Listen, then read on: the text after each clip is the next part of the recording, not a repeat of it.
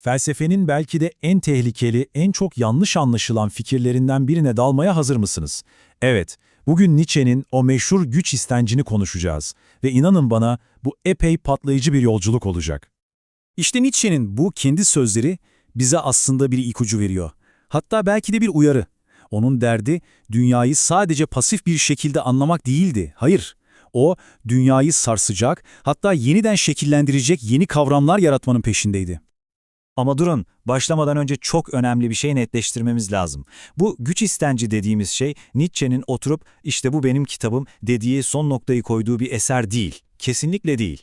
Bu onun ölümünden sonra not defterlerinden, karalamalarından derlenmiş bir şey. Yani ham, ateşli hatta tehlikeli fikirlerin bir toplamı. Bu yüzden bunu böyle cilalanmış bir manifesto gibi değil de daha çok bir düşünce laboratuvarı gibi görmeliyiz. Nietzsche'nin zihninin en derinlerinde en filtresiz haliyle dolaşıyoruz aslında. Peki, bugünkü yol haritamız ne olacak? Önce iyi ve kötü kavramlarına getirdiği o meşhur eleştiriyle başlayacağız. Sonra her şeyin merkezine koyduğu güç istencinin ne olduğunu anlayacağız. Oradan yeni değerler yaratma fikrine geçip en sonunda da yaşamı olumlamak ve yazmak arasındaki o büyük kavgayla bitireceğiz. Hadi başlayalım. Nietzsche'ye göre modern değerlerimizin tam kalbinde yatan bir hastalık var. Evet, yanlış duymadığınız bir hastalık. Peki nedir bu hastalık? Nietzsche, hepimizin sorgusuz sualsiz kabul ettiği bir şeye adeta bir balyozla vuruyor ve şu sarsıcı soruyu ortaya atıyor. Ya o en kutsal bildiğimiz, en derinden inandığımız değerler aslında bizi daha güçlü değil, daha zayıf yapmak için tasarlanmış bir tuzaksa? İşte Nietzsche bu tuzağa bir isim veriyor. Sürü ahlakı. Nedir bu sürü ahlakı? Bireyin sivrilmesine, öne çıkmasına izin vermeyen, herkesi ortalamada, güvende ve rahat tutmaya çalışan bir sistem. Yani cesaretin yerine konforu, potansiyelin yerine güvenliği koyan bir değerler bütünü. Zayıf olanı korumak adına güçlü olanın önünü kesiyor. Nietzsche'ye göre tarihin derinliklerinde aslında iki ahlak türü sürekli bir savaş halinde. Bir yanda soylu, güçlü, yaratıcı ruhların ahlakı var. Efendi ahlakı. Onlar için iyi demek, güçlü olmak, gururlu olmak demek. Diğer yandaysa zayıfların, ezilmişlerin hıncından, kıskançlığından doğan bir ahlak var. Köle ahlakı.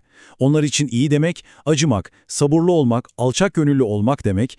Yani biri hayata dimdik evet derken, diğeri adeta hayata hayır diyor. Ama sakın yanlış anlamayın. Nietzsche, köle ahlakını aptalca bulmuyor. Tam tersi. Bunun inanılmaz derecede zekice bir strateji olduğunu söylüyor. Düşünsenize, fiziksel gücünüz yoksa ne yaparsınız? Psikolojik bir silah geliştirirsiniz. İşte merhamet, alçak gönüllülük, sabır gibi kavramlar, bunlar güçsüzlerin o güçlü efendileri kontrol altına almak için kullandığı dahice araçlardı ona göre.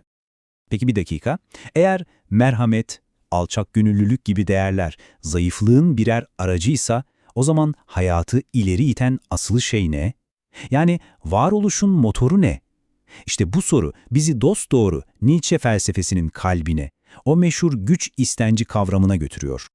Nietzsche'ye göre evrende ne varsa, yani en küçük bir mikroptan tutun da en büyük imparatorluklara, en karmaşık sanat eserlerine kadar her şeyin ama her şeyin temelinde yatan tek bir temel itki var. Ve işte bu itkinin adı güç istenci. Şimdi burada en sık yapılan hatayı yapmayalım. Bu böyle kaba saba bir siyasi güç, başkalarını ezme hırsı falan değil. Çok daha temel, çok daha derin bir şey. Bu her şeyin sürekli daha fazlası olma çabası. Genişlemek, büyümek, önüne çıkan engelleri aşmak, kendi potansiyelini sonuna kadar dışa vurmak. Düşünün, toprağa delip güneşe uzanan bir ağaç, kaosa şekil verip bir heykel yaratan sanatçı, fikirleriyle dünyayı değiştiren bir filozof. İşte bunların hepsi güç istencinin farklı farklı görünümleridir. Yani bu güç gerçekten her yerde. Canlıların büyüme arzusunda var, sanatçının o boş tuvale bir form, bir düzen verme dürtüsünde var, bilim insanının evreni anlama ve organize etme çabasında var. Ve işin ilginç yanı ne biliyor musunuz? Nietzsche'ye göre o eleştirdiği sürünün bile kendi değerlerini, yani o zayıflık ahlakını herkese kabul ettirme çabası da bir güç istenci. Her şey ama her şey kendi gücünü arttırma ve dünyaya damgasını vurma mücadelesi veriyor. Tamam, o zaman tabloyu bir görelim. Teşhis, sürü ahlakı bizi hasta ediyor. Gerçeklik, her şeyin temelinde güç istenci var. Peki reçete ne? Nietzsche'nin bu duruma çözümü ne? İşte burada belki de en radikal, en cüretkar önerisiyle karşılaşıyoruz. yeni değerler yaratmak.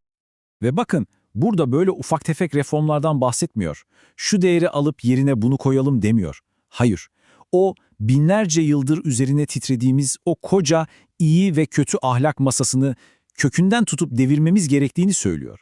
Topyekün bir yeniden değerlendirme. Peki bu nasıl olacak? Nietzsche bize 3 adımlık devasa bir dönüşüm yolu çiziyor. Birinci adım, sana miras bırakılan, öğretilen her ahlaki değeri acımasızca sorgula. Belki de hepsi zayıfların seni kontrol etmek için uydurduğu şeylerdir. İkinci adım, bu sorgulamanın sonunda her şeyin anlamsızlaştığı o korkunç boşlukla, yani nihilizmle yüzleş. Korkup kaçma. Ve son olarak üçüncü adım, işte o boşluğun tam ortasında durup güce, yaratıcılığa ve hayatın kendisine dayanan yepyeni yaşamı olumlayan değerler yarat. Peki bu yeni değerleri kim yaratacak?